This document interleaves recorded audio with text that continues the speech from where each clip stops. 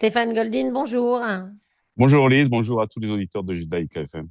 Merci d'être avec nous ce matin.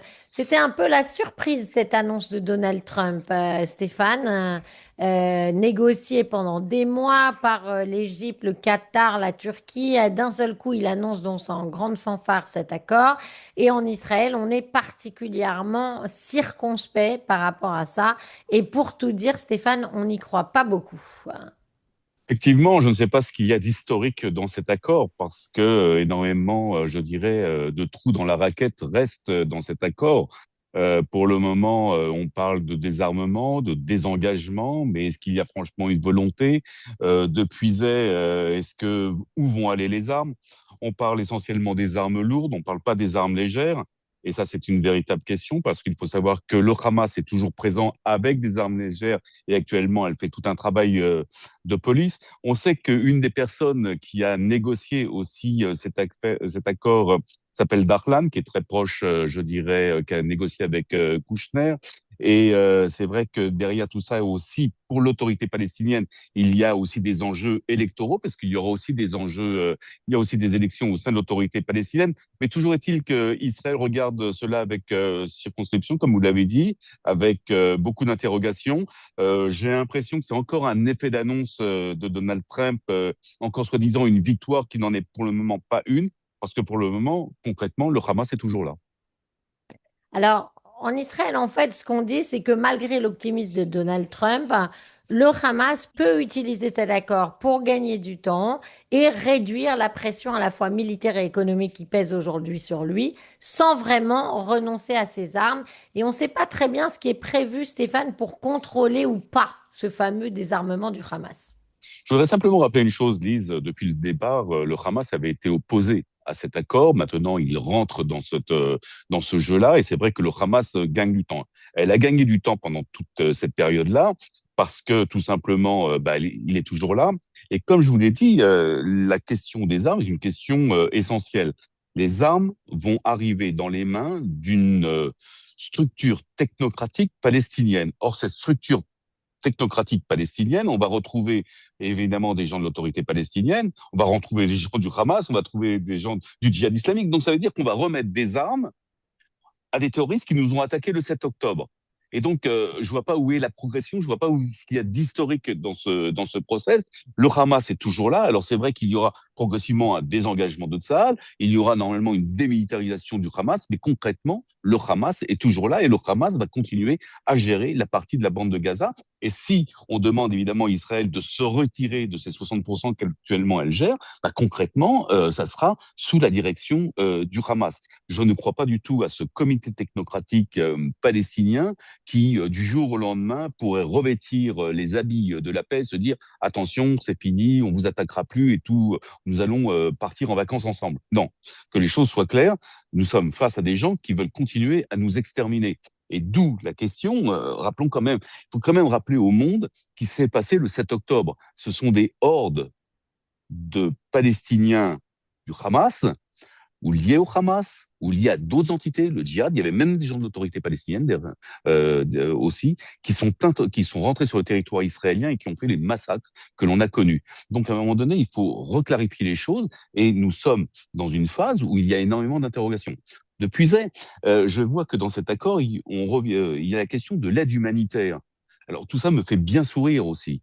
Je voudrais simplement rappeler que l'aide humanitaire, depuis le début de la guerre, continue à passer dans la bande de Gaza et il n'y a jamais eu autant d'aide humanitaire dans la bande de Gaza depuis justement cette guerre. Après aussi se pose une autre question entre les lignes. Est-ce que dans le fond, il n'y aurait pas la volonté pour certains de vouloir créer un État palestinien dans la bande de Gaza? C'est une interrogation qu'on pourrait se poser. Or, rappelons quand même une petite chose, un État palestinien dans la bande de Gaza, il a déjà existé entre 2005, au moment où il y a eu le retrait des troupes israéliennes, et le 7 octobre 2023, avec ce qui s'est passé sur le territoire israélien. Alors, il y a une autre question aussi dans cet accord, hein, c'est que les terroristes qui voudront bien donner leurs armes personnelles seront payés pour ça, hein, et que les membres du Hamas vont aussi bénéficier d'une amnistie et pourront rester à Gaza. Et ça, c'était aussi un vrai problème pour Israël depuis le début, Stéphane. Bah oui, c'est un vrai problème, mais tout ça, ils vont être payés en plus pour des armes qui vont revenir in fine dans les mains de structures terroristes. Parce que, qu'on le veuille ou non, ces armes, pour l'instant, je voudrais simplement rappeler que dans l'accord, on parle que des armes lourdes. Or, il faut savoir que actuellement, le Hamas détient énormément d'armes légères. Et pour faire des attentats, pour attaquer la population israélienne, il suffit d'avoir des armes légères. Or, ces armes lourdes iraient dans une structure dirigée par des Palestiniens. Or, on sait que dans cette structure, il y aura des gens de l'autorité palestinienne, il y aura aussi des gens du Hamas, il y aura aussi des gens du djihad islamique. Donc, euh, ils vont toucher en plus une prime pour se remettre leurs propres armes. Exactement. Alors, on a quand même toujours le même problème, entre guillemets, Stéphane, c'est que d'un côté, donc, Israël dit, nous, on va pas se retirer tant qu'il n'y a pas le désarmement complet du Hamas, le retrait des armes de Gaza, la démilitarisation totale de la bande de Gaza. Et le Hamas, de son côté, dit, on a accepté l'accord, mais on attend de savoir quand est-ce que Israël va effectivement d'abord partir. Et donc, il faut qu'il se retire d'abord et ensuite, on verra si on donnera nos armes. Donc, on est sur la même chose depuis le début. Israël qui dit d'abord le désarmement, le Hamas qui dit d'abord le retrait des Israéliens. Et on voit pas très bien comment Washington peut dire, c'est bon, tout le monde est d'accord. Et personne n'est d'accord. Il n'y a rien d'historique. Et dans le fond, ça me fait penser à ce qui se passe par rapport en Iran, ce qui se passe au Liban, où on appelle à des accords, où on appelle à la fin de la guerre, où on appelle à des victoires qui ne sont pas des victoires. Concrètement, le Hamas dit clairement qu'il n'y aura pas de démilitarisation tant qu'Israël ne se retirera pas. Or, Israël ne peut pas se retirer tant qu'il n'y a pas de démilitarisation. C'est la question de la survie, de la sécurité des gens du sud d'Israël qui en dépend.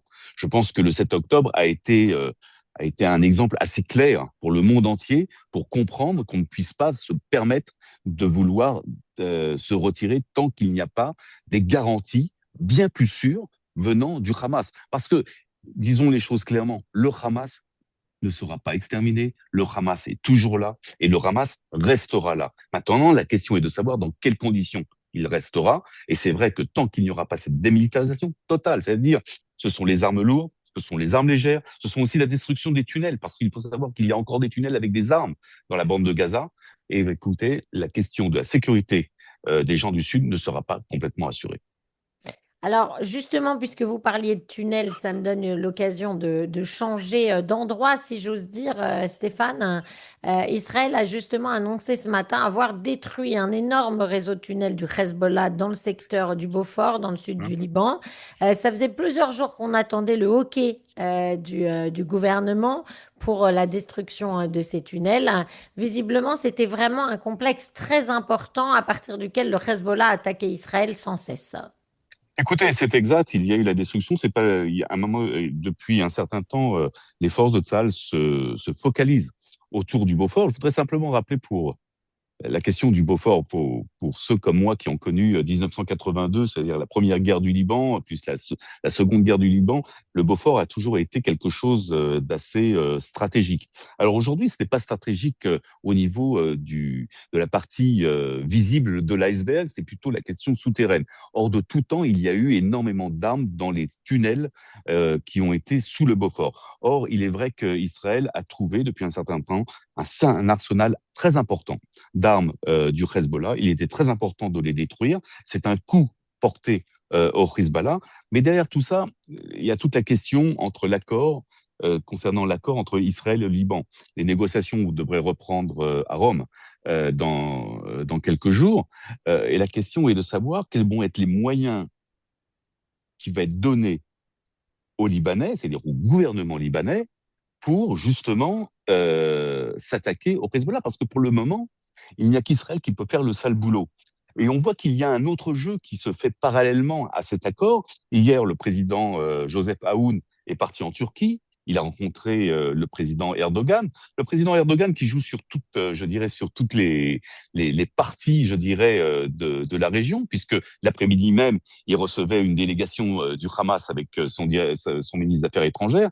Et on voit très bien qu'il y a aussi des enjeux qui sont bien plus larges concernant la question libanaise, qui sont simplement entre Israël et le Liban. Toujours est-il, pour en revenir au Hezbollah, ce coup a été porté. Il y a encore énormément de tunnels à détruire, il y a encore énormément de travail. La question du retrait des forces israéliennes, pour l'instant, ne peut pas se permettre d'être d'actualité compte tenu de la situation et compte tenu des forces en présence libanaises qui ne sont pas encore dans leur capacité totale de pouvoir démanteler le Hezbollah.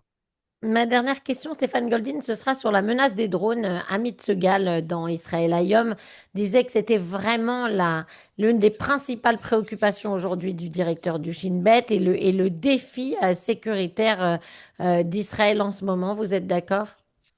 Oui, c'est un défi sécuritaire, c'est un défi aussi technologique. Je sais que l'industrie de la défense israélienne, l'industrie de l'armement israélien, il travaille énormément et d'arrache-pied. Il y a eu déjà plusieurs prototypes qui sont sortis.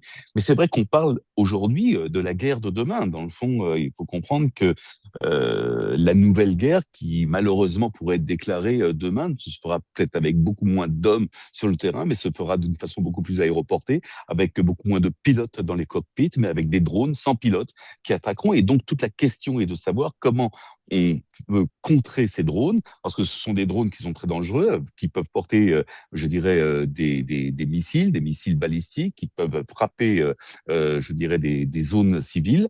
Et c'est comment les attraper, comment les capter. Et c'est vrai que c'est une véritable interrogation, pas que pour Israël, d'ailleurs, pour le monde entier. Merci beaucoup, Stéphane Goldin, d'avoir été avec nous ce matin sur Radio Judaïka. Je rappelle que vous êtes spécialiste de sécurité et de défense et responsable du Keren Yesod au Luxembourg. Bonne journée à vous, Shabbat shalom. Shabbat Shalom. Shabbat shalom à tous.